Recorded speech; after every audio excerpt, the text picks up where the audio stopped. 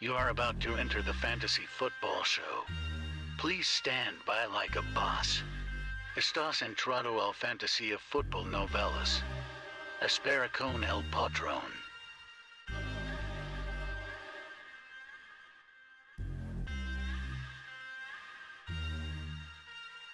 Smitty is live Monday through Friday, 7 p.m. Eastern.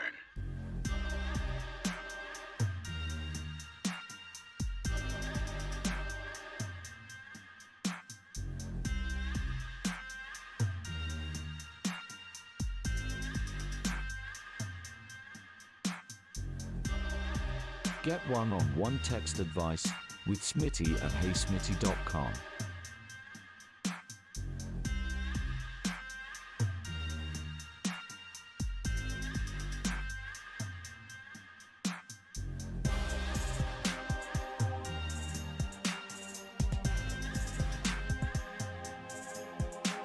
You are about to enter the fantasy football show. Please stand by like a boss. Estás entrado al fantasía fútbol novelas. Espera con el patrón.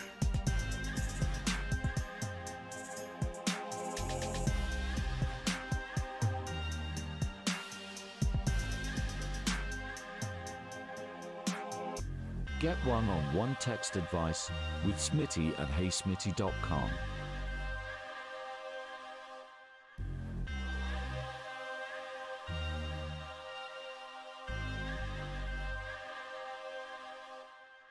You are about to enter the fantasy football show. Please stand by like a boss. Estás entrado al fantasía fútbol novelas. Espera con el patrón.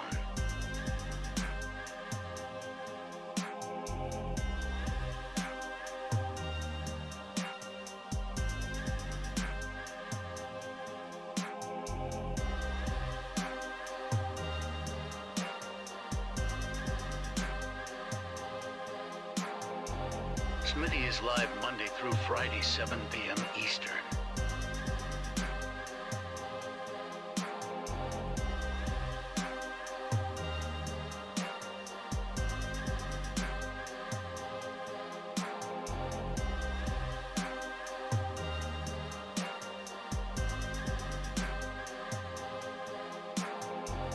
You are about to enter the fantasy football show. Please stand by like a boss. Estás entrado al fantasía fútbol novelas. Espera con el patrón.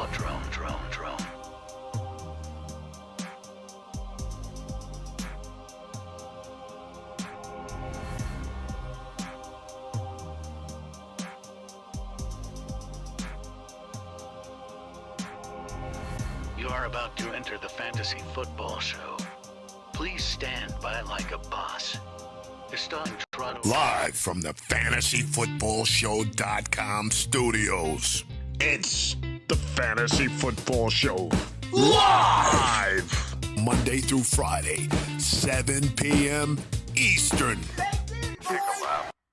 What is going on, good people? We've got a lot to talk about today. We have the Cooper Kupp contract extension, which is on the verge of happening. I told you this was coming down very, very soon, which was going to potentially impact DK Metcalf's contract, potentially impact the feeling and a potential vibe going on in San Francisco as they are waiting and dragging their feet on getting Deebo Samuel signed and extended. We've got Russell Wilson talking about wanting to be paid the highest paid quarterback or the highest paid NFL player in NFL history. He wants a contract extension. Lamar Jackson doesn't want a deal right now. What's going on with Lamar? All this trickle effect that's going to have that's going to take place once one of these deals drops. Cooper Kupp, that cascading effect across the other wide receivers, DK, McLaurin, and Deebo. The Lamar Jackson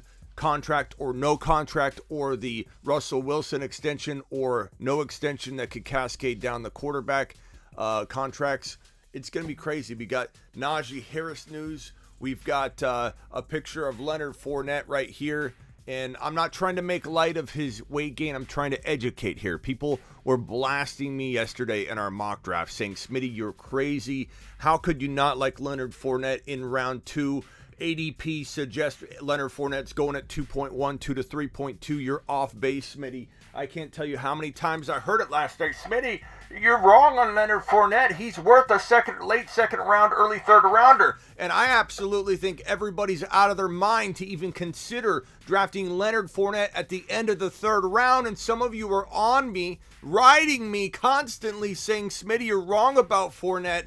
This man has gained a lot of weight. He's dropping footballs. He's got a kid breathing down his neck named Rachaad White that's hungry for the job. And Rachaad White said, I'm not here to be a backup. I'm here to start football games as the starter for my team. They brought this guy in, and everybody's defending Leonard Fournette. They're defending Leonard Fournette and his phantom late second to early third round ADP, which in my opinion, is computer-generated, regurgitated bad ADP data that piles on top of each other from auto picks. There's no way that a sane individual that watches my content, that consumes my content, is literally going to actually draft Leonard Fournette in round 2. Because if you're going to draft Leonard Fournette in round 2, you're not watching my content. I don't know what you're doing. You're on a forever lap is what you're on.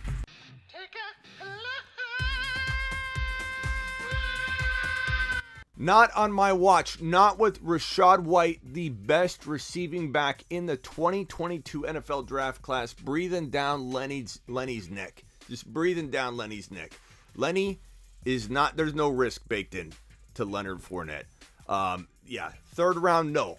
Second round, absolutely no. You're taking laps if you mention second round value out of Leonard Fournette on this show. You're taking a lap every single time you talk about it. Every single time you talk about it. It's Rachaad White. To the moon. To the moon, baby. It's moon season. And Rachaad White has a date. He has an engagement already set up with the moon and the rocket all the way up straight to the moon call. Moon call, Rachaad White, baby. Let's go. I'm all in on Rachaad White. Okay, let's get Leonard Fournette off the screen. Leonard Fournette, we wish you well. Rachaad White, we wish you more well. Rachaad White season, baby. To the moon. Moon call. To the moon. Love Rachaad White. I can't wait. I can't wait for these Leonard Fournette believers. Like second, 2.12. Are you out of your minds? Who's out of their mind right now? Raise your hand if you're out of your mind. If you're one of these Leonard Fournette in round 2 people, raise your hand. Because we need to send you on an official lap in front of everybody. You need your medicine. You need to take it. This is tough love. This is coach yelling at you. Let's stop with the Leonard Fournette business, okay? Enough of it. Enough of it. Out of my mind says, whatever your username is. Yeah, okay. Start taking your lap. Take your lap. Yeah, Brian MC's definitely taking a lap. This is the guy right here. He's my boy. Brian, I appreciate you. But Brian was drafting him over and over in the mock drafts last night at 2.12, 2.11, and I'm screaming at him. And a couple people came to his defense. I was very shocked. A couple people said Leonard Fournette round 2. No, that could work. That could work, Smitty. Absolute craziness to me. Absolute I'm shocked at the Leonard Fournette support that still lingers out there. There's not a lot of you. But there are a few of you that are banding together. You're very loud together. Very loud little bunch. And they're just like, Leonard Fournette, second round. Yeah, we like it. We're doing it live. And I'm like, no, you're not. Not on my show. Not on my watch. You're running laps if you want Leonard Fournette anywhere near the top of the third round or even late third round. You draft Leonard Fournette in round 3 at all, and I'm absolutely lap blasting you. And that's fine, right? That's fine. It's good. Laps are good for you. But Brian, stop it. Brian, what do we learn? Brian, what did we learn yesterday when you were patient and you let Leonard Fournette fall to your 4th round draft selection? You loved your team. So enough of it. Enough of it. You learned yesterday what to do with Leonard Fournette. You let him fall. Somebody takes him early. So be it. So be it. Look, Deshaun Watson, I hate to keep going down this road, but Deshaun Watson is in the news. We need to talk about it. I'm going to try and bring you different content each day on it because we will be talking about it each day as all this stuff keeps unraveling. Deshaun Watson's 22 cases has grown to 24 cases over the last week. 2 more cases have been added since the 22 that were pending in civil court when he signed his new contract, his $230 million guaranteed deal. His attorney went on Sports 610 radio, I believe is where he did the interview, and said this. That have had a massage. Okay, here, listen to this. How many men are out there now How many men are out there now that have had a massage? that have had a massage? I'm gonna word by word this for you because it's a little bit hard to hear. But I don't know how many men out there that have had a massage That perhaps occasionally there was a happy ending. Okay, I don't know how many men out there. This is his attorney. This is Deshaun Watson's attorney. I believe it was yesterday. Came out and said this. I don't know how many men out there. I don't know how many men out there listening that have had a massage. That occasionally, not every time, just occasionally ends in a very suitable ending. Okay, keep listening. This gets bad. This gets bad, people. This is his attorney. This is not a good look. Somebody in your listening audience that ever happened to. I do want to point out, if it I do. Okay, so he doesn't know how many of the listening audience this has happened to. Okay? And then he says this. to point out, if it has happened, it's not a crime. If it has happened, it's not a crime. If it has happened, it's okay. Come see me. I'll be your attorney. If it has happened, it's okay. It's not a crime. Let's keep listening. Let's find out why it's not a crime. Let's find out why. Okay? Unless you are paying somebody extra or so to give you... Extra or so. It's not a crime unless you're paying somebody extra or so. What's so? Can you define what so is? Is walking in with the expectation that the original amount paid may result in an extremely glorifying ending. It's not a crime. It's not a crime as long as you're not paying extra or so. This is his attorney like 48 hours ago. Some type of sexual activity, it's not a crime. And so at the end of the day... At the end of the night, not the day, this happens typically at night or so. That's another thing that would affect conduct. Doing something or saying something or being away... That's all I'm going to play of the attorney. This is absolutely disastrous for Deshaun Watson's camp. This guy comes out and he's handled this thing really well from an attorney perspective, from a defending your client perspective. But this dude coming out and saying, if I don't know about your audience, basically it's either offending or not offending this guy's audience. Like, I'm not sure about your audience, but there are some audiences out there. I don't know about the Fantasy Football Show audience. We're going to test that audience right now. I'm not sure how many of you have had a massage that may have happened to have a glorious ending. If it had a glorious ending, it's not a crime. According to this attorney, it's not a crime. It's not a crime. Like, maybe under a magnifying glass, and somebody said, this is, whatever happens here is nothing to do with what I'm about to pay. Like, the amount of detail that would have to unfold into this conversation. Well, instead of happy ending, we're calling them glorious endings. Instead of to have a glorious ending, if you'd have to have this weird drawn out conversation to say, if you like me and I like you, at the end of this has nothing to do with the this is absolutely ridiculous. His attorney is coming out throwing him under the bus. I mean, we all knew this was going on, but for the people defending Deshaun Watson as if he's innocent, as if he hasn't done a thing wrong, that everything has been made up, that everything. And I'm not necessarily judging this piece of it for Deshaun Watson. What it's about is more of the he said, she said around the consensual stuff that may have occurred between the two of them. It's bad. If you read the complaints, if the complaints are true at all, if there's any truth to it, and there have been some admissions that some of the parts of it are true, they're just how they happened is how Deshaun's explaining it's different than how the reported victim is describing it. But this is absolutely crazy. Yes, and then Watson reportedly offered all 22 before it grew to 24. No pun intended. He offered every individual, it sounds like, $100,000 to settle. It's not looking good. It's not looking good. This is not looking good. And this attorney absolutely threw his client under the bus. And it's not looking good for Deshaun Watson.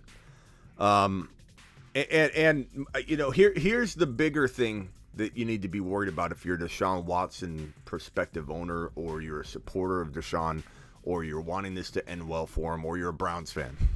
You're like, we've mortgaged our future. This is going to go down as the worst trade in the history of the NFL if this thing gets, if this contract gets voided or doesn't get voided. If he never plays again or never plays for the Browns ever again, this man is going to be the worst trade ever in the history of the NFL. Not only did you mortgage your future with draft capital that cripples the organization for the next decade, but you have surrendered $230 million of guaranteed money, which they're going to try and void. If at all Watson's suspension can be tied to the two new cases, his contract reportedly, according to these reports we're seeing, we haven't validated ourselves with our in-house counsel to look over the contract, but from what I'm gathering, this is me gathering, the contract is probably written in a way that says if there are potentially any sort of suspension or discipline at all relating to the new cases that could arise, which are the two new ones, then they can void the contract. So here, barring criminal conviction, the contract can't be voided. Who said, Chris? Chris, who said? What I'm trying to tell you is, in the contract, we believe there's verbiage that speaks to any new potential cases that arise in a suspension. Think about it, Chris, for a second. I know you're speaking from like a matter of fact here, but you can't, because these two new cases have nothing to do with anything they've talked about with Deshaun Watson. So they've come out and said this, Chris. They've come out and said that if, and this is from NBC, I know ESPN, I know a lot of people are reporting all these different things, but it is very, very likely that they could void this contract if, in fact, they can tie his suspension to different situations that have come up that have, even if it's just civil, if there's crimes being committed and he's potentially being suspended for those crimes that have nothing to do with the 22 other cases. Doesn't matter if it's a consolidated case. Two new cases are brand new, Chris. They're brand new. They're two brand new cases. Not to mention, Chris, the DA will immediately look at these two cases and try and determine if there's any potential to take this to the grand jury and take it down the criminal track. Because Chris, these have nothing to do with the other 22 cases. The DA decides, not the attorneys for the defendants, not Watson's camp, nobody. The DA decides whether the two new introduced cases have different evidence, enough evidence to go down the criminal track. The criminal stuff isn't gone. Just because he didn't get brought up on charges and there was no ability to indict him on the 10 or 11 criminal situations that developed, that does not mean that other future cases can't go down the criminal track. I get what you're saying, Chris. A lot of people are saying can't be voided. It's most certainly could be voided. It needs to be looked at. It's determination. It's legal jargon. You take this into a court of law and have the judge decide what can or can't be done. It's certainly not clear as day, which is what I'm trying to emphasize here, Chris. If there is a report out there, ESPN, anybody saying most likely can't be voided, that's ridiculous to say because it'll go to a judge. A judge will determine whether it's likely or not likely. There's no verbiage that says this can or cannot be voided. If there's crimes that have been committed, then this man, and here's the bigger thing, 66 women Watson has set up these situations with. 24 potential cases right now are still sitting there on the civil track being looked at, right? But how many more are going to emerge from the 66 or more women that these situations were set up for? Even more disturbing, or I shouldn't say more disturbing, but even as concerning, is there are reports that the Texans knew about all this and enabled all of these meetings. The Texans provided Deshaun Watson with non-disclosure agreements to give the individuals. The Texans reportedly provided the hotel rooms for the massages to take place. The Texans sound like they're very complicit in what was going on. Class action style lawsuit, it can't be a class action lawsuit. And that's why it's a consolidation lawsuit. We've already talked about that a ton, Jeremy. I've had an attorney on. We broke this down. Tony the Tiger broke this down. This is not a class action. It's not going toward a class action. In order to pull in a class action, you'd have to literally have all the individuals that may or may not have been affected, or may have been affected, and to know where or how many. That was one of the concerning things that I heard, is that because there was this number here, you didn't necessarily have the ability to pull in all the individuals and give them an opportunity to jump into a class action. So they couldn't even develop a class action around this situation, from what I've heard and what I've gathered. So we will see what happens. It's crazy. It's crazy. What's crazy is when people come in and just defend them. Like, this is an insane situation and it's getting worse. It's really hard to defend him. I'm not saying it's definitely innocent until proven guilty, but this guy put the NFL in some crazy light, and the NFL is not going to have it. I would say the likelihood of him playing a single game in 2022 is now dwindling down to the 10 to 15% odds, if I had to guess. And I'd also say the odds of Deshaun Watson ever playing again are at best 50%. And I know that might be a knee-jerk reaction by me, but if this thing unravels at all and gets any worse, if this 66 number feeds into that 24 case number, and that presents even more potential criminal looks at this, a little looksy-poo at the criminal side of this, then all of a sudden Deshaun Watson starts looking like he's never playing football again. So this could get out of control really quickly, and it's crazy.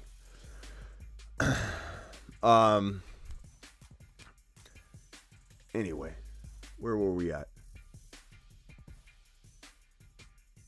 We aren't. What are you talking about, Smitty's hat? What are you talking about? Smitty is a simp. What does that even mean, bro? What are you trying to say? What are you trying to say? You trying to say that you're gone from the channel? Is that what you're trying to say? I think that's what you just said. Boom. Now you're gone. No longer do you have to worry about me bothering you. I thought Smitty's hat was a fan. I thought he named his username after my hat because he was a fan. Apparently he's not. But apparently he's gone. No, the NFL did it to themselves again, says Mr. B. Baker will not play there. Yeah, it sounds more and more like Baker. Here's a report right here. Baker Mayfield has been excused from mandatory minicamp. I thought maybe they'd try and repair this. Cooper Kupp and the Rams reached an agreement on a 3-year extension. This is breaking news. Let me put this on screen right here. Cooper Kupp signs a $110 million deal. Wow. Cooper Kupp signing the big, getting the bag. Let's go ahead and bring up this news right here. Cooper Kupp. The tone has been set. Breaking news. Breaking news. Cooper Kupp signing his big whopping monster contract extension, setting the tone for every other wide receiver out there that's trying to get the bag. Let's take a look at this deal. I don't know that we're going to have extreme details on the actual contract, but let me pull this up and put it on screen here.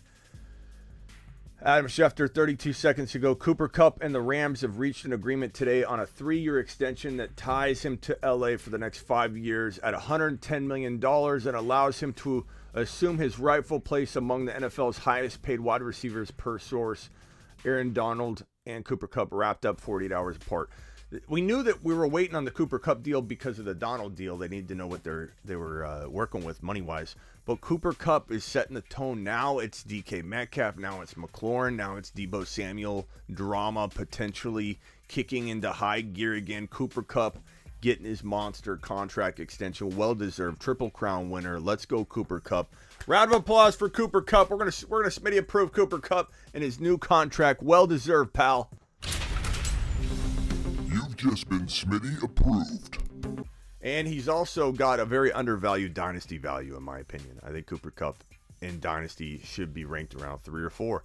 I don't mind CeeDee Lamb being number 3, and you put Cooper Kupp at 4, but Cooper Kupp's got 2 or 3 elite years left. That's a long time in dynasty. Too many of you play for 5, 6, 7 years down the road, and your league crumbles after 3 years, especially if you're starting a brand new dynasty startup with a couple of your boys and a couple new boys you don't know very well, and you're like, I don't know, could this league last? Yeah, it seems like it's a good group of guys. Doesn't matter what you think. Do you know them? Have you played in a long league with these individuals? If not, guess what? A couple people trade their future away. A couple people crap the bed in year 1, draft horribly, and then they don't do well their second year. Then heading into their third year, they're like, oh yeah, I can't play anymore. I've got too much on my plate. I'm sorry, Bob. I gotta leave the league. They leave the league, okay? And then guess what? They join another league. They leave the league, join another league, and they bail. And they screw their team up. And they can't handle it anymore. Then after a couple turnover roster, acquisitions or roster takeovers, then the league just crumbles because you can't find replacements anymore. Cooper Kupp deserves to be in the top 3 or 4 in dynasty wide receivers. Don't worry about 2 to 3 years. That's a long time. So congrats to Cooper Kupp getting that bag.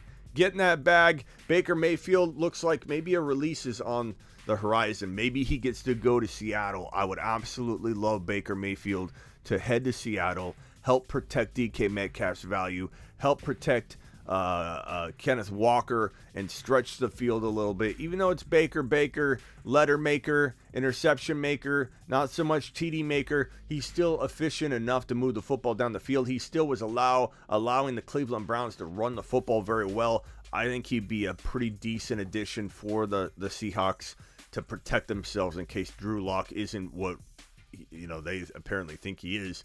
I don't see how Drew Lock can develop, but we'll see. Stranger things have happened. Bigger comebacks have happened before. DK Metcalf, remember I said yesterday, maybe this man didn't show up because of foot rehab and he was going to get excused. Not the case. According to Pro Football Talk, DK Metcalf's absence to mandatory minicamp was unexcused. This might be the makings of a potential holdout.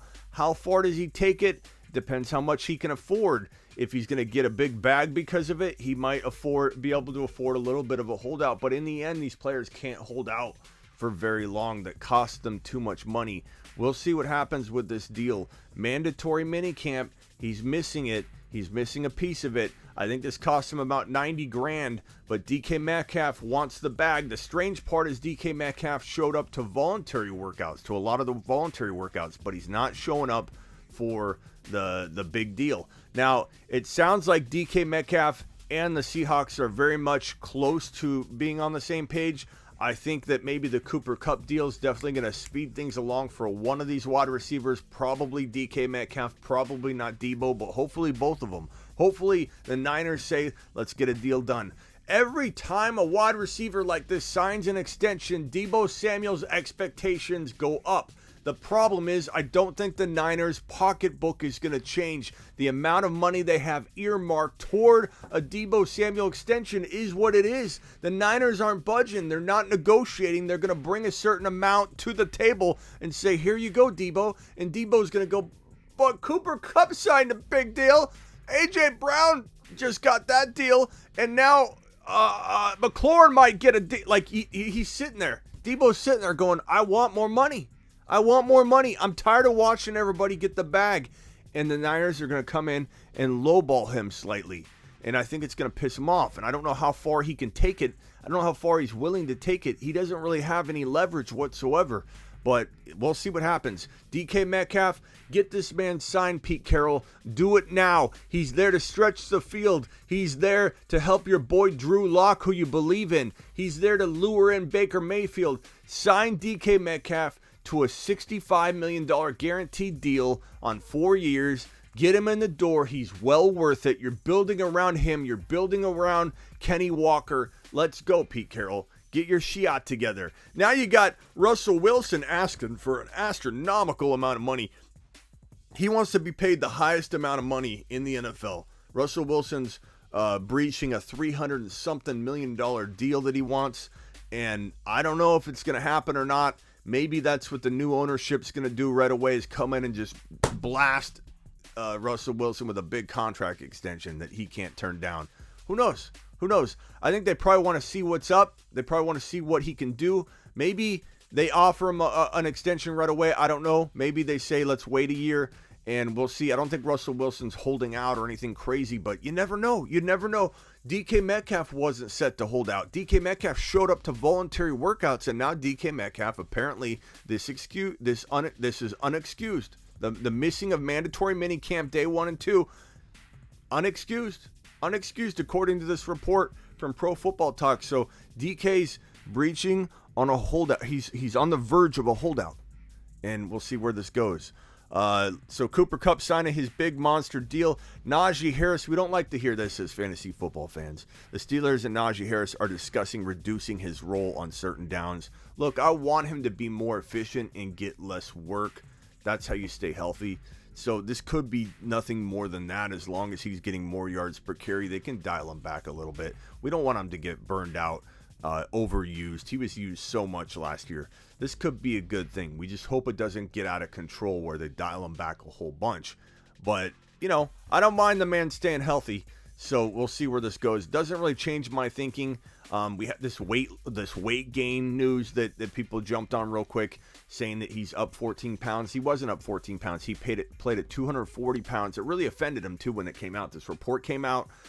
He had gained 4 pounds of muscle and played at 240, and he's 244. So this report was really off base. A lot of stuff hitting Najee's value, just giving him a little bit of a downtick in ADP value, which is good. If you can get Najee at 7 overall, you're stealing him away. He's number 2 or 3 for me in 2022. So, I love Najee Harris. I'm all about Najee in 2022. But get him as late as you can. If you can get him at 6 or 7 overall, you're stealing him away. You're absolutely stealing him away. Saquon Barkley says his body feels good and that he's trusting his knee heading into 2022. This goes to show that, guys, you're always going to hear a player coming off an ACL injury talking as if they trust their knee, they're ready to go in year 1. J.K. Dobbins, stay clear of J.K. Dobbins. We're already hearing rumblings that he may not be ready. J.K. Dobbins is an injury-prone player coming off an ACL tear that's in a running back by committee, by design, and he's in an offense where his quarterback vultures touchdowns. And there's Gus the Bus there who's coming back from an ACL tear. There's this rookie Batty that I like. If you're going to go after anybody, go after Batty. This is not a great situation, yet people continue to go down the J.K. Dobbins rabbit hole. Don't do it. Don't do it. And Barkley is evidence of that. You don't know what you're going to get year 1 coming off of a torn ACL, especially a guy like J.K. Dobbins, who's very injury prone. I like him. I like him a lot. I liked him a lot heading into his rookie year, but it is what it is. You tear your ACL, your career gets a little derailed. You're in an offense that's a running back by committee, by design. They're not going to change. They're going to run the ball a lot this year, but it's a running back by committee. They're also going to force the running back situation a little more than they should, and we've seen in the past when the Ravens try and change the game plan It's not good for Lamar Jackson. Lamar Jackson, admittedly, is a horrible practice player. He's not somebody you want to confine and put into too much of a game plan. Okay, let's just run the ball a ton now. Let's trade away his top option at wide receiver in Hollywood Brown. And let's just run the ball a whole bunch more when we've got an injured stable of running backs. Like, does anybody else feel a little more concerned about the Ravens' game plan than I do? Everybody just assumes they had a good draft. Guess who had a good draft last year? Guess who had a marvelous draft on the defensive side of the football and pretty much all over, and people said I was crazy for saying that they're going to have a horrible season? The Cleveland Browns. I said the Cleveland Browns would fall apart. Everybody said I was crazy. Baker was looking pretty good. The running game, the draft, they had a phenomenal draft. Tell me how they're going to fail, Smitty. They failed. They fell apart. The Ravens aren't necessarily, I believe, on the same exact track of falling apart, on the same path, using the same blueprint, but they're in a position where they look very similar to the Browns last year, in that they have a couple things that are very concerning. Number one, getting rid of Hollywood Brown was not a good move. It was not a good move for this team, who now has to worry about whether they can give Lamar Jackson the consistency he needs through Bateman and other players that are yet to be proven. Hollywood was proven. Lamar Jackson can be up and down. And if you try and control him and have him run less, or you want him to throw less, it throws his game off. Every time Lamar Jackson's been by design tried to be controlled or curbed back, or they cater to other parts of the offense over Lamar, like trading away his wide receiver, it hasn't ended well for the Ravens. So I don't like this game plan. I'm more worried about the Ravens than other people are. And so I'm kind of staying away from Raven players. And this has, speaking of Lamar, Lamar Jackson is expected to report to mandatory minicamp next week. This is not a surprise, because it is Lamar Jackson that doesn't want to sign his contract extension. It's Lamar Jackson that wants to be franchise tagged potentially for 2 more years after his 5th-year option. It's Lamar Jackson that wants to be the guy that gets the big deal down the road. He doesn't have an agent. Lamar Jackson is going to show up because he's the one not coming to the table. So there you go. There you go. There you go. There you go. Saquon Barkley. I'm going to say stay away from Saquon Barkley. I'm not saying that Saquon Barkley can't have a good rebound year. I'm not saying Saquon Barkley can't be a high-end running back 2 with upside to be a running back 1.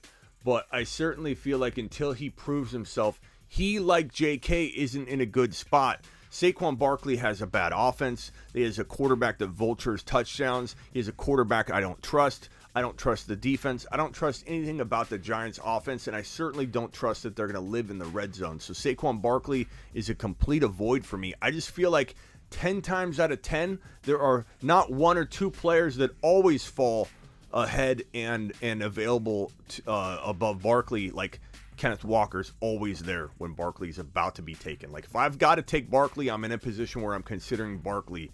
Then you have Kenny Walker sitting there. You have potentially Breece Hall sitting there. You have Josh Allen, Herbert, or Burrow sitting there. These are players that I 10 times out of 10 would take over Saquon Barkley. So that's why I kind of say I'm out on Saquon Barkley. I just don't see a situation where he's going to be the best guy available to me. So I'm going to stay away from Saquon Barkley. We got a lot of Leonard Fournette debate still going on. I'm telling you right now, guys, first of all, I'm done talking about it and trying to convince people that want to take Fournette in round 2 that it's not a good idea. If you literally can't hear me when I say and Brian, I love you, pal. I'm not sure what you're saying on the topic, but if you can't hear me when I say, if you like Fournette, trust your gut, but use common sense to get him as late as possible. Taking Leonard Fournette in round 2 is not using common sense to get him as late as possible. So what I'm trying to tell you is that trust your gut if you like Leonard Fournette. I'm not trying to convince you to not take Leonard Fournette, but when you keep defending second round value, or anyone that defends 2.12 or 3.1 value, you're not hearing me when I'm saying use it to your advantage. use it to your advantage. Let somebody else take Leonard Fournette. If they snipe him away, they snipe him away. I can guarantee you, if you're drafting in 5 or 6 leagues, maybe there is one person that's going to overdraft Fournette and you lose out on Fournette, but you don't want to own a single player in a bunch of leagues anyway. You don't want to put all your eggs in one basket. I guarantee you, if you're playing 4, 5, or 6 leagues, you're going to have a league or two where what I'm telling you works out.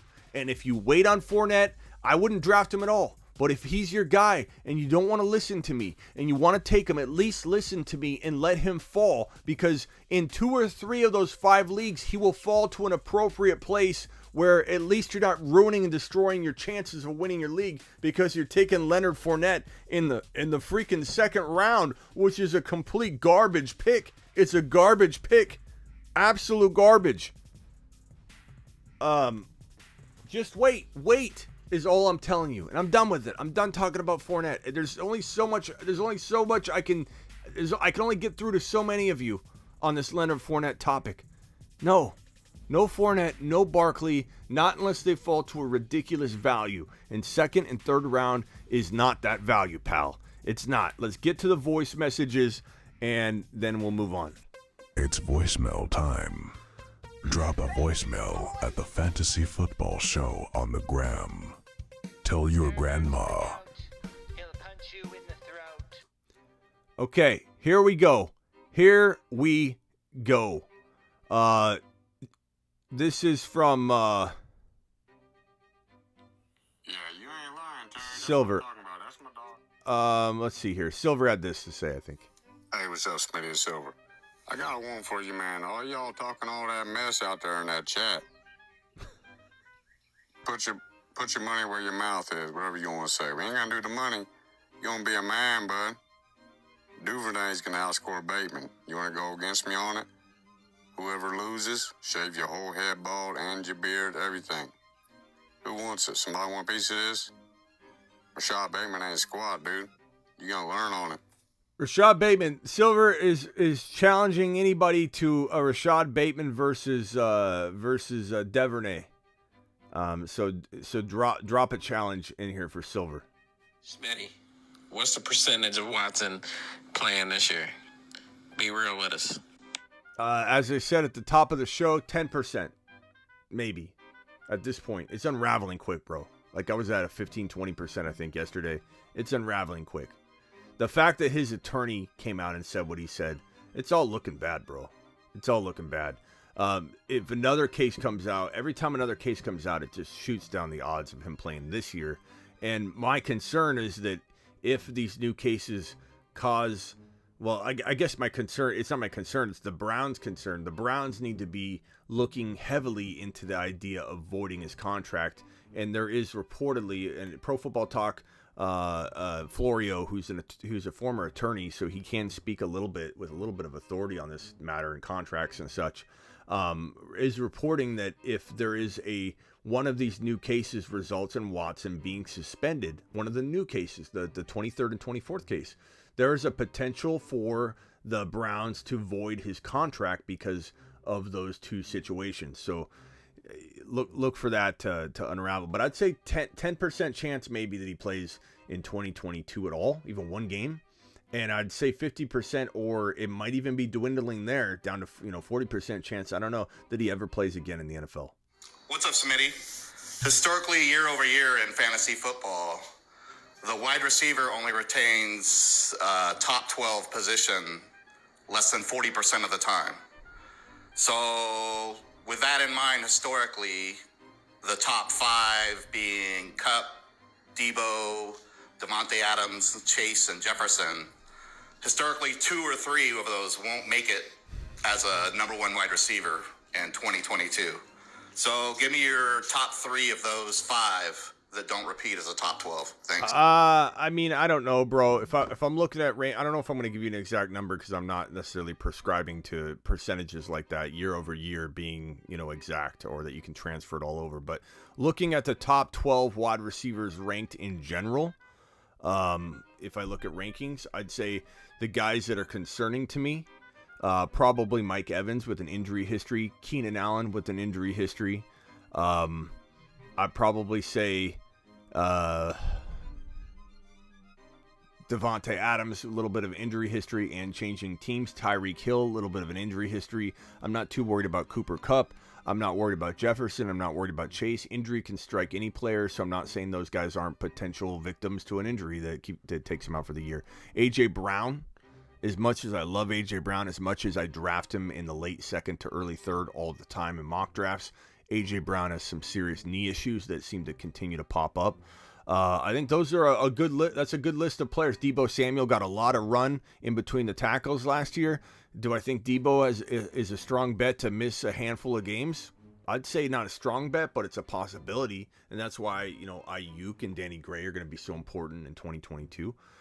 Joseph with the super chat. Joseph says Lenny a 2023 first and the 4.1 for David Montgomery and the 2.2 10-team 1 QB PPR startup. My running backs are Chubb and Aaron Jones. So you're getting, what are you doing here? Lenny in a 2023 first and a 4.1 for Monty and the 2.2. I mean, honestly, I like Monty more than I like Leonard Fournette, and I know that some of you in here are going to absolutely lose your minds over that, but that's just how I feel. I think Fournette's going to lose his job. I mean, he's already way overweight. He's dropping footballs, and Rashad White is hunting for his job.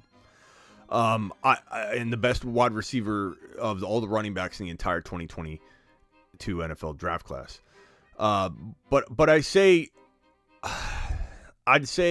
it depends on this pick, bro. Like, is the first rounder potentially a top 5 pick? Then I'd rather probably have that pick over Montgomery. If you just took the picks out of it, which you should be able to do, because according to this chat, Leonard Fournette's the man. I don't know why you can't do this. I don't know why you can't do this without the picks being involved. So I'm going to go ahead and say I don't think I trade Fournette and the first rounder, because it sounds like Fournette has more value than that, bro. So no. Thanks, Smitty. Everyone's got some summer LBs.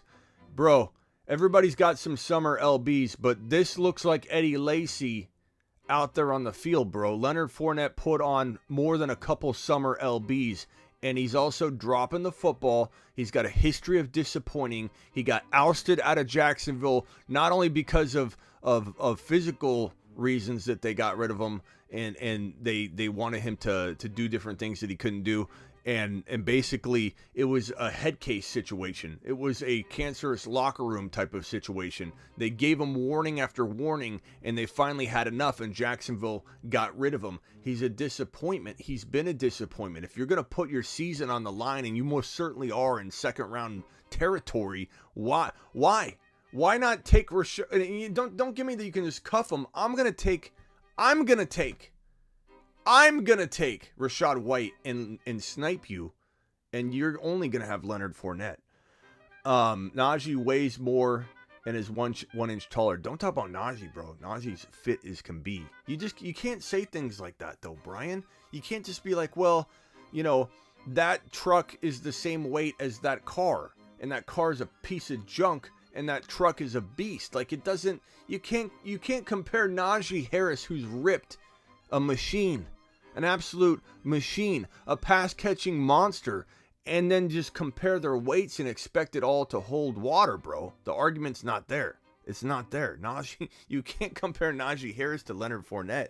And you got to compare pound for pound the individual and where they're used to playing at. It's all about playing weight. It's all about playing weight. If you're not used to playing at a certain weight and you gain weight, you get hurt. If Leonard Fournette doesn't trim down, which he probably could trim down, but if Leonard Fournette didn't trim down, he would 100% get hurt. If Najee Harris ballooned up to 250, he would get hurt. If Aaron Jones weighed 15 pounds more than normal from his current bulked up weight that he does play well at, he would get hurt. Every running back will get hurt if they play 10, 15 pounds heavier. It's just the way it is. That's just the way it is. Andy. What's up, Smitty? Historically, year over year in fantasy football. Oh, he already asked that question. Sorry. And also, Smitty, this is Terry, by the way. Terry. Hey, Smitty. Trade was sent to me. An offer was for CeeDee Lamb for a 222 2 first-round picks in 2023. One of them more likely to be a 101. The other one probably around a 104. And also a 2025 first-round pick. Oh, God.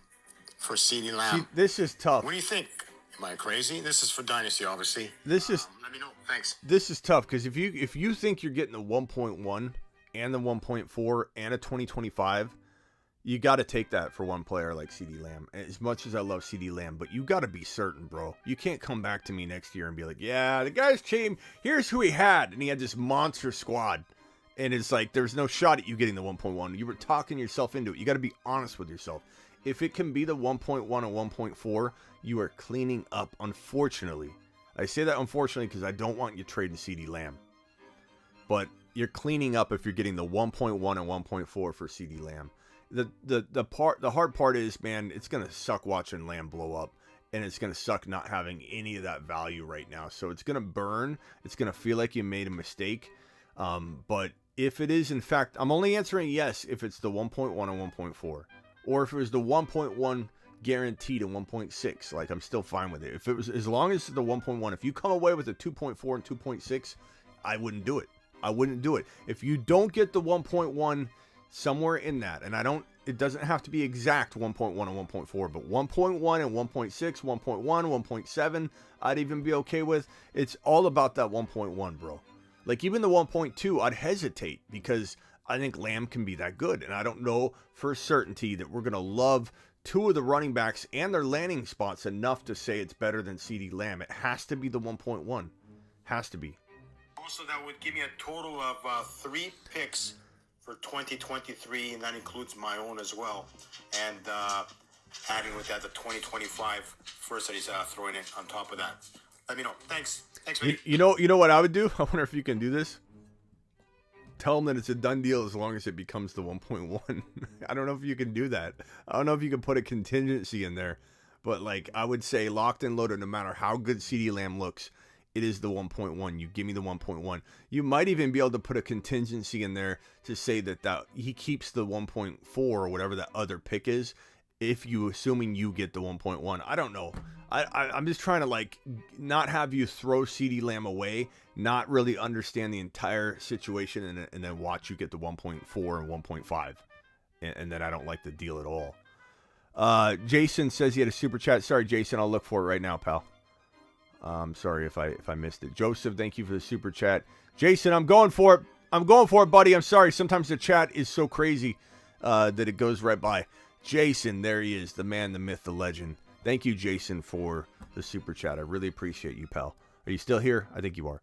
In a half-point PPR Superflex Dynasty, Superflex. It's right here. Rookie draft with a 1.3. Assuming London and Walker fall to me, who do you take at that 1.3? It's not a quarterback.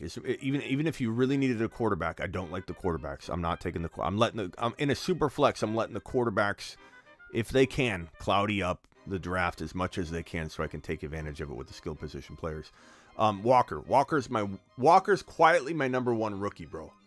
So Breece Hall, if I'm at 1.1, I'm taking Breece Hall. Because you rarely get that 1.1, and Walker falls so much that I'm going to get a lot of shares of Walker no matter what. So I'm taking Hall at 1. Walker's quietly my number 1 overall rookie though. So at 1.2, I can't think of a scenario, even if I needed wide receivers, where I'm not drafting Kenneth Walker at 1.2 every single time that he falls. So my answer is clear. Take Walker. Don't hesitate. If anything, even if you needed wide receivers, I like London, but I think you're going to be able to trade Walker for a better wide receiver than Drake London. Now, if you're a London guy and you feel the way I feel about Walker about London, then trust your gut and go London. But I'm definitely drafting Walker, bro. Absolutely love him. It's going to absolutely explode. Appreciate the super chat, pal. Terry here, Smitty. So it looks like and sounds like the absence of DK Metcalf is now gearing towards related to the contract negotiations. Jason. What are your thoughts on that? Yeah, so already addressed this. It unfortunately, it looks like that's the case. We thought maybe it was going to be rehab related. Jimmy G's was rehab related. DK did show up to voluntary workouts, a lot of them, so it was weird that he would just all of a sudden draw the line here, but we don't often know the circumstances of the back end conversations, and apparently DK is under the impression that something was going to maybe be further along. So now it's time to hope that DK ends up getting his big monster deal. I don't want him being traded. I like DK Metcalf in Seattle. I like him there to help protect Walker and stretch the field. I think he's the kind of wide receiver that can survive a little better than the average wide receiver with no elite quarterback. He's that kind of player that can go up and get a 50-50 jump ball. He can go up and get a errantly thrown pass that Locke might deliver to him. I'm hoping Baker gets cut, and then the Seattle Seahawks sign Baker Mayfield. There's a potential they could still trade him. I see Aaron saying hope DK gets traded, but a trade probably would have happened when there was draft capital to hold on to and utilize and actually spend in the previous and most recent NFL draft. Giving up DK for future value only, there are some scenarios where that's going to make sense, because they are potentially building for the future, right? But I think the drafting of the offensive line, they drafted 2 offensive pieces in the first 3 picks, which is awesome, and then Walker was the other player that they drafted. They're building for the now. They are building for the now. Even though they let Russell Wilson go, they're rebuilding and they're trying to do it as quickly as possible. They believe in Locke. We don't believe in Locke, but they believe in Locke, unfortunately. But I just hope DK Metcalf does stay. I don't want him traded. I guess it depends on where he goes. Like, would I want him in a Chargers uniform playing with Herbert? Absolutely. Would I want him in Green Bay playing with Aaron Rodgers? Yeah, but for a year, then what happens? What happens to Watson's value? What happens to Aaron Jones? A lot of different things could get impacted by DK heading to Green Bay or something. So there aren't a lot of scenarios where I feel like DK, I would say, yeah, let's do it. Let's sacrifice the value he kind of holds in protecting Kenny Walker and stretching the field. Let's get rid of that in order to get DK Metcalf to the moon over in this situation. The only situation I can think of would be with Herbert, playing with Justin Herbert in a Chargers uniform. That I would take. That I would double stamp right now and say, do it. Do it for Herbert. Do it for Herbie. Kenny will be okay. Kenneth Walker will be okay. But I absolutely hope that, in general, that doesn't happen and DK gets his deal done. Victor. Hey Smitty, what's up? Victor here. I have a question about the possibility that can happen. I know it's pretty hard because a lot of people like CMC, like Derrick Henry. So actually, I never saw both of them out of the top 6. But I think your community, this can happen in mock drafts. And I want to know Kenny, what you're doing at the 7th spot when all your favorite players are gone. Like, when I'm saying all your favorite players, I'm saying Najee Harris and Jonathan Taylor, Austin Eckler, Cooper Kupp, Jamar Chase, Justin Jefferson. I want to know what you're doing. If you're taking DeAndre Swift or Joe Mix or Devontae Adams at the 7th spot, or you can take Derrick Henry and hoping for a big game to trade him at the beginning of the season. I want to know what you're doing. Good question. I don't think you're going to find that very often. I see 2 super chats. I've got one from Matthew, and then we got one from Kenny. Kenny, thank you for the super chat. I'll get you right next, and then I'll get Matthews after that. I don't think it's going to be very rare that you're going to see it go that way, where it's JT, not in any particular order, but JT, Najee, Eckler, that's 3, Jamar Chase, Justin Jefferson, Cooper Kupp. That right there. So JT, Najee, Eckler, that's 3. Jamar Chase, Jefferson, Cooper Kupp. That's 6 guys. It's hard for me to imagine all 6 of those going in a row without any kind of like person saying, give me Henry, give me Christian McCaffrey. Like, one of Henry or McCaffrey tend to slip into there. Honestly, maybe if that ends up happening, maybe this is the one league where you put your faith in CMC and you do it one league. I always tell you guys, I don't trust Christian McCaffrey, and I think you should avoid him in general. But if you play in a lot of leagues and he falls to a 7 or 8, 9, 10 spot, and you're not happy like you're describing, Victor, with the players that are available, it's not a bad opportunity to just try a Christian McCaffrey drafting built team. draft built. That's where I would probably go CMC one time. I think Swift is probably my second favorite option. Javonte Williams. I wouldn't be.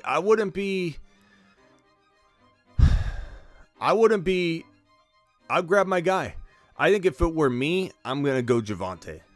If I'm in that scenario, I either go Swift or Javonte. And the only reason I go Swift is because I try and go Swift and then get Javonte in the second round. But I think I'd go Javonte. Only because if you think about it, I'm praying that Javonte falls to my next selection, right?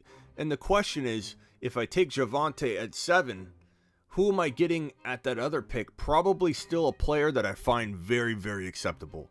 Like a Breece Hall, or even if that's too high. Let's say CeeDee Lamb or Adams or whoever, Deebo Samuel or Diggs, or someone like that falls to that second round pick for you. But Javonte, I just think Javonte, I feel like Javonte is going to be the number 1 or number 2 overall running back in 2022, and I'm just not afraid to take him at the end of the first round. I'm trying my best to get him at 2.1 or beyond. As my second drafted player, you win leagues with Javonte as your second drafted player. I'm trying very, very hard to be patient and allow that process to play out, because it sounds like 7 times out of 10, if you let Javonte fall to like 14 overall, 12 overall, 13 overall, 15 overall, 7 times out of 10, he's there for you at 15, 14 overall. So, but in your situation at 7, will he be there at your second round pick? I don't know that he will. So I'm okay with, I'm going to say Javonte or Swift. Hey, Smitty, it's your boy X here. I got a hot take for you. I think Russell Gage to start the year is going to be the wide receiver 2 in Tampa Bay, and is going to end the year very hot over Chris Godwin. You got a healthy Russell Gage, and you got Tom Brady throwing to him, and you got a Chris Godwin who isn't healthy. How you think about my hot take? I don't think it's that hot, because Russell Gage will be the number 2 wide receiver, as Godwin may not even be ready for week 1. Not a hot take, but I agree with you. Okay? I agree with you. Gage is going to be kind of sought after, bro. I think a lot of people are going to be all about Gage. I don't think he's going to slip by anybody. Kenny, your super chat, I'm sorry. Kenny says, traded 3 number 1s and 2 number 2s for Lamb. Won my league. Who's that guy getting at 1.12 and 2.12 this year? Don't do it. Keep your stud. So this is to, I forget whose question was. Was it Terry's, or I forget. I think it was Terry's maybe. He was saying don't trade CeeDee Lamb for those picks. I don't totally disagree with what Kenny's saying, but and like I said, unless you could guarantee me it was the 1.1, I don't want to do it. I want to keep CeeDee Lamb. So I agree with Kenny if it can't be guaranteed in your mind that you're getting the 1.1. But look at Kenny. What Kenny's saying is true. He traded 3 first-rounders and 2 seconds for Lamb, won his league, and the picks that he's given up are 1.12, 2.12. He doesn't care about those rookie picks. I like Rachaad White there, just saying. But yeah, thank you, Kenny. 96 of you in here. Please hit the thumbs up button. How many thumbs Hit that up? subscribe button if you're new, and wipe your feet at the door. How many thumbs up do we have? Can someone tell me? Let's punch that thumbs up button. Jason, appreciate you and your super chatting, my man. Also about ready to sign up for the membership. How exactly does text advice work? I'll tell you how it works. I get my phone line. I've got my personal phone. I've got my cell phone. Where is it? That's not my cell phone. It's over here somewhere. But you'll basically text me, and I'm going to carry that sucker around with me all day, Jason. And you and I are going to have a text conversation whenever you see fit. Granted, I'm out of pocket here and there. Like, be realistic with your expectations. It's like texting a buddy, But I will be available to you.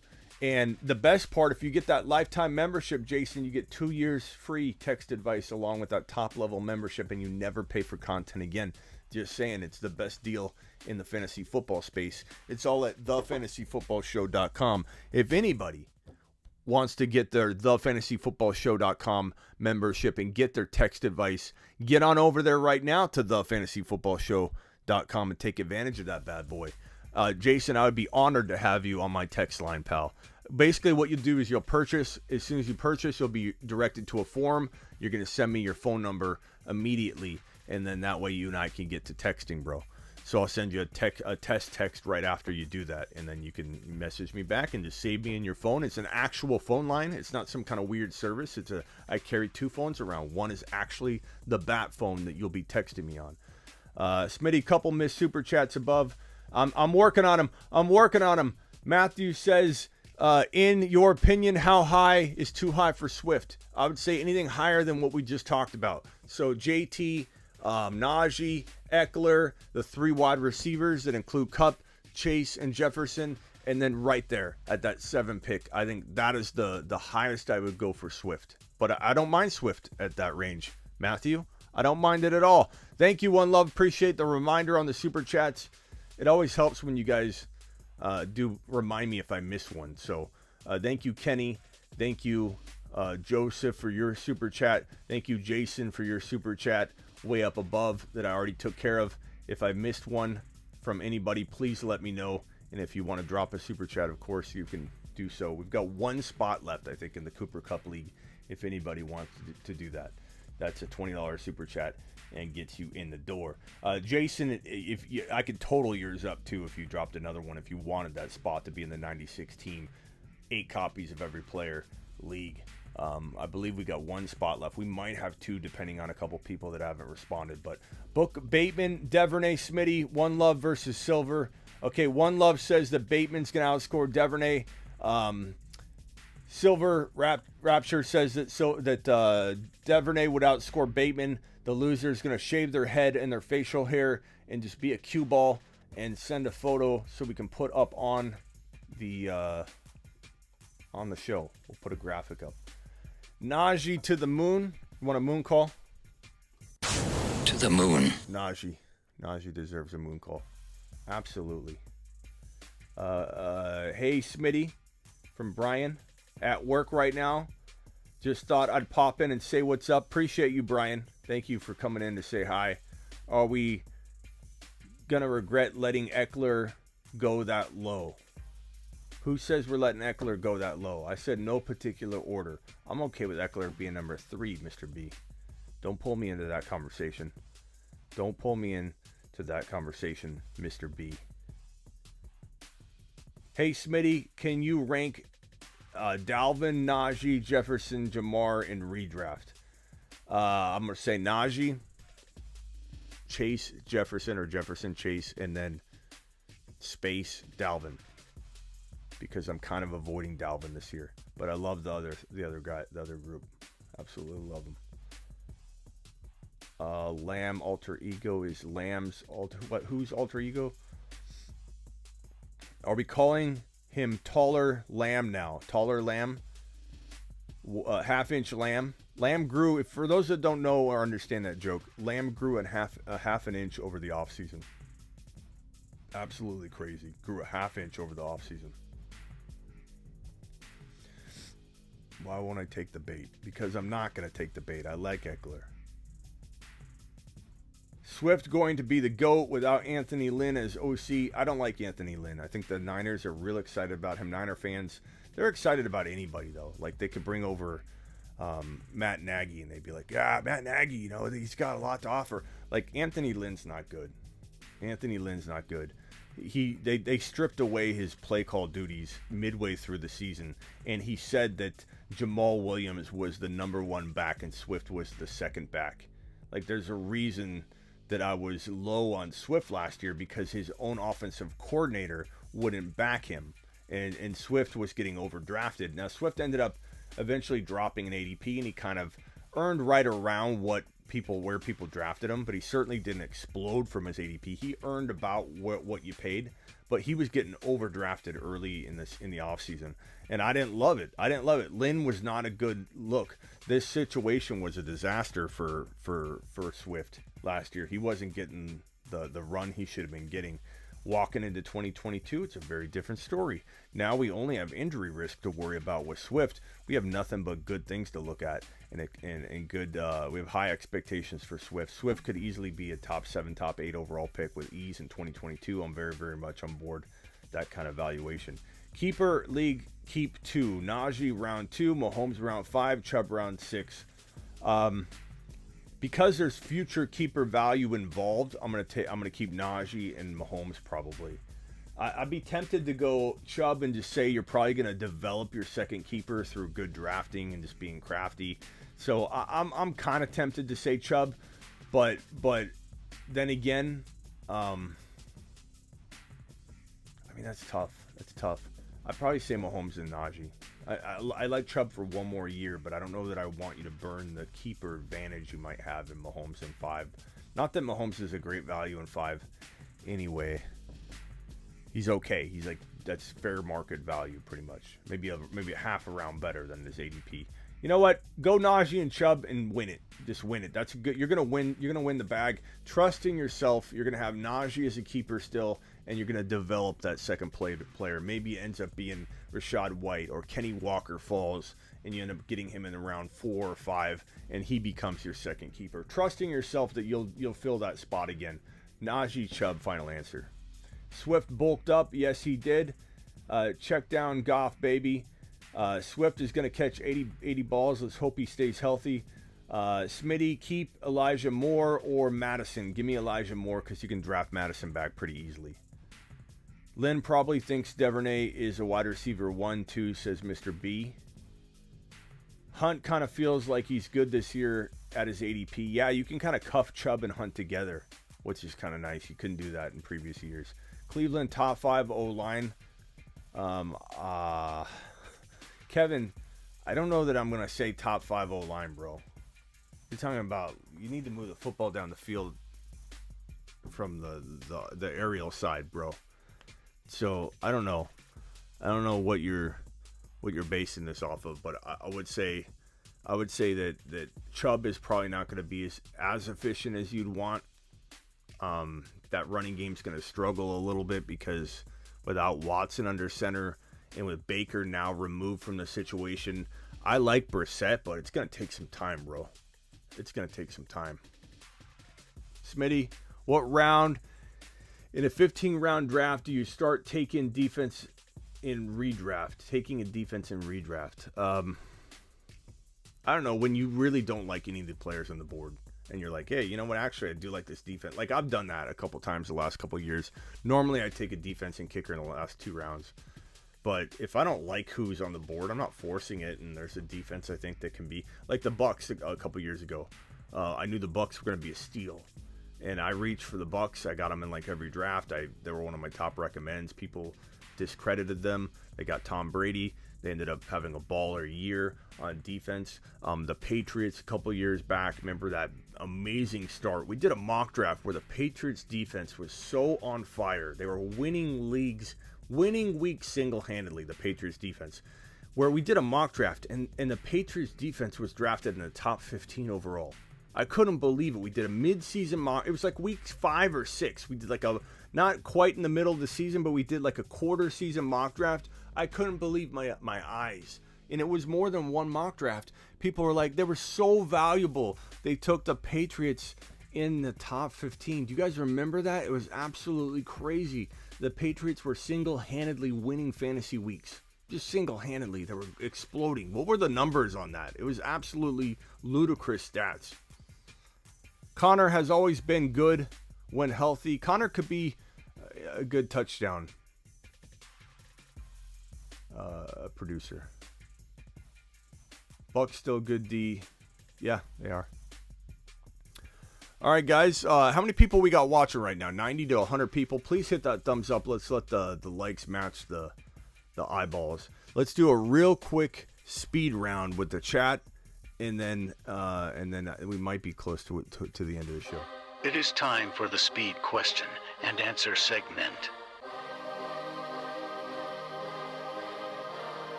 Okay, as fast as you can answer a question. and I will reply no long questions at all. I'm sorry, I can't deal with that today. Zeke will shine. I don't think Zeke will shine, bro. I think Zeke is at his end, bro. He's at his end. Is Bell toast? Is Bell toast with those Deshaun Watson developments? You're talking about Bell, the rookie. I don't know if he's toast. I like Bell a little bit. But yeah, it certainly doesn't help him. He could have had a really nice little surprising rookie season had Watson played majority of the year. James Conner or Leonard Fournette? Give me Conner all day.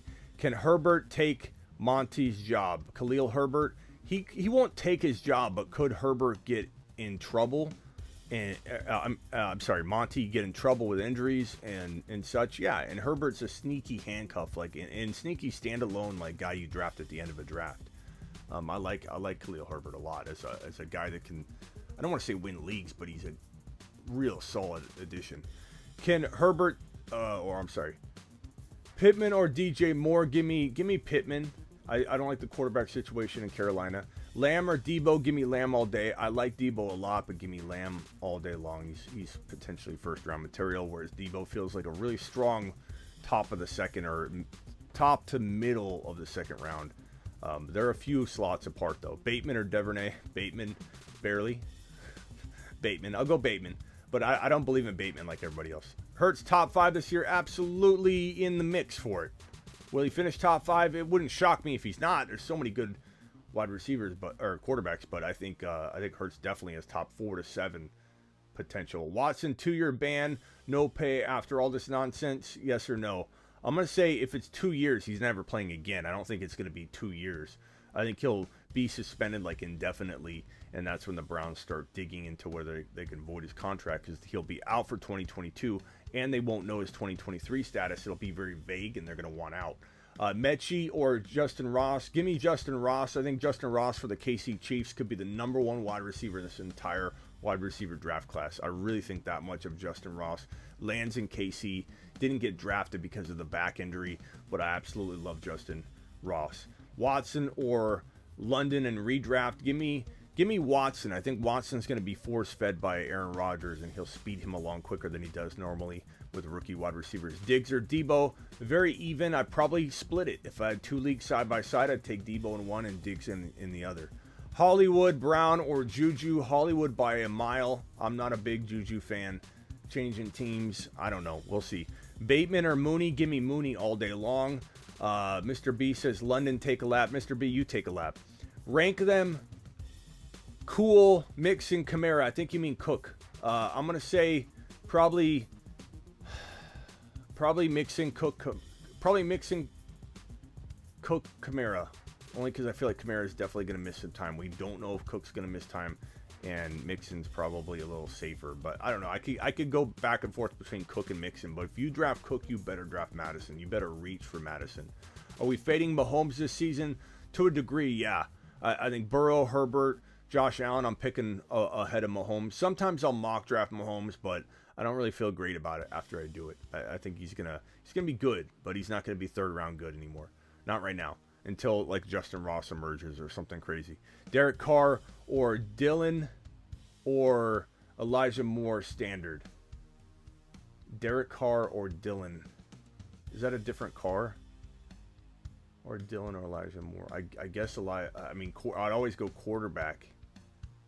Forgot about Mooney. That's a good one. Split percentage between Ken Walker and Penny. At first, it could be 60-40 or 50-50, but eventually it's going to be like 75% or 80% Kenneth Walker. Penny can't stay healthy, and, Carson's a non-factor. It's Kenny Walker's job. There's not a real concern of a split there, especially with Penny on the 1-year deal. They're going to move on to Walker. Waddle or DK? Give me DK, but I love both of them. I think Waddle. I fear injury with Hill. I don't know why. Call it gut instinct, only, but I just fear it. D. Williams or Ingram as a cuff in Arizona? Darrell Williams.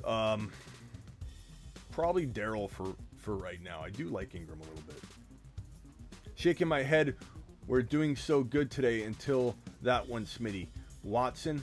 Mr. B, I don't even know what you're talking about, to be honest with you, at this point. Like, do you know how many questions I've looked at since the last time we had this conversation? Probably 17 questions up above. And if you're talking about, what was it? Watson versus I don't know who was. Like, you're gonna act like Watson's a bad rookie selection for being the number 1 rookie? You were doing good until that comment, bro. Ross or Sky in KC? Give me Justin Ross. Do you think Kupp is the wide receiver 1 if Watson? Oh, do you think Cooper is a wide receiver 1 if Watson plays? Oh, Amari Cooper. I'm sorry. I'm trying to piece together which Cooper you're talking about, which Watson you're talking about. Was it Cooper Kupp? Is it Amari?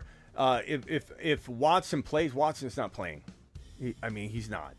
He might play the second half of the season or whatever. But let's pretend he was. Yeah, he's a top 12 wide receiver. Top 11 to 14 wide receiver. I wouldn't call him an elite wide receiver 1. I say he slips into wide receiver 1 value. Without Watson, it's going to be a disaster there. He won't even be a wide receiver 1. I'd say I wouldn't even draft him at his ADP because I'll be expecting way less than wide receiver 1 value. Clyde Edwards-Helaire or ETN? Give me ETN by a mile. And that's me liking Clyde. Clyde's going to be a value. If Watson never plays again, does that void his trade? It depends on the suspension and why he's suspended. If it has to do with new cases, I believe that there's some grounds for the Browns to void his contract. Hollywood Brown or Mike Williams? Honestly, give me Hollywood, but I like Mike Williams a lot. Sleeper running back of the draft. Rashad White, if we're talking deeper. Algier in Atlanta, if you want even deeper than that. I personally like Sky, but that KC wide receiver room is a mess. It actually is a mess. Alec Pierce, Dotson, or Tolbert. Give me Pierce, then Tolbert. I like both of those guys a lot. Boyd this year, Smitty, great work. Wipe your feet. It's time. No, it's not. Football. Court. I got to fix that. I got some freezing going on. But whenever that ends, it goes straight to that scene.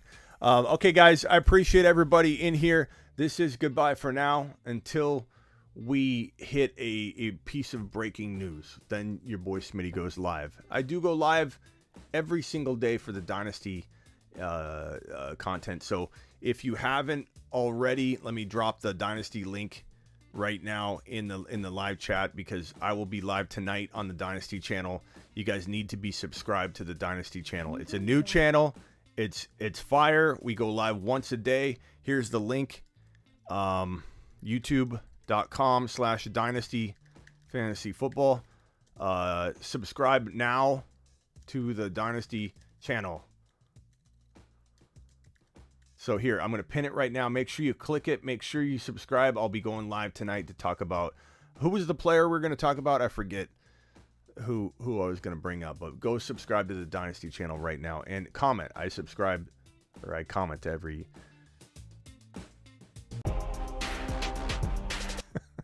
the timer was throwing me off. We'll go another 55 seconds. Subscribe to the Dynasty channel. I pinned it in the chat. Comment on my channel. I respond to every single comment on my channel. And know that I'm live Monday through Friday, 7 p.m. Eastern, every single Monday through Friday, doing it live, doing it for you. I work for you. Yesterday, we went live 4 times on YouTube. 4 times. I did over 4.5, I think, hours of content yesterday on YouTube. So if you're not subscribed to the Dynasty channel, you're missing out on that. If you're new and you're just watching, you don't ever subscribe, but you just look up the channel, you're missing out on alerts that let you know that I'm live. I was live for 4.5+ hours yesterday on YouTube. It was a good day. So leave a comment and make sure you subscribe to that Dynasty channel. We'll be going live later tonight. Appreciate all of you. And I might go live on the main channel again. I might. I don't know.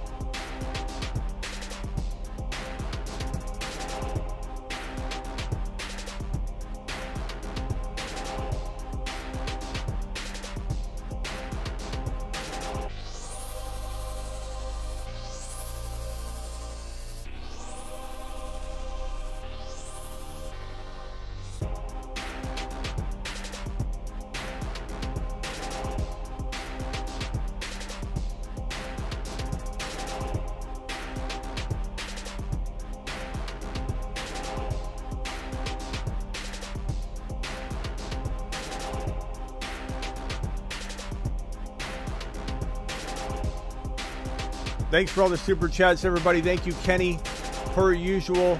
Kenny with the super chat. One Love with the super chat. One Love, I'm so sorry I didn't see this. One Love, you still here? Book, Bateman, Devernay. No, I did read that. Okay. Thank you, One Love, for the super chat. Jason, the 2 super chats. Matthew, the super chat. Kenny, of course, the super chat. Joseph, appreciate you and your super chat. Thank you, everybody that dropped the super chat. Thank you, everybody that dropped a comment. Thank you, everybody that watches this show. And tell everybody about it. We're going to get to 20K here on the YouTube main channel by December. We're going to get to, let's say 5K by December on the Dynasty channel. Let's do it live.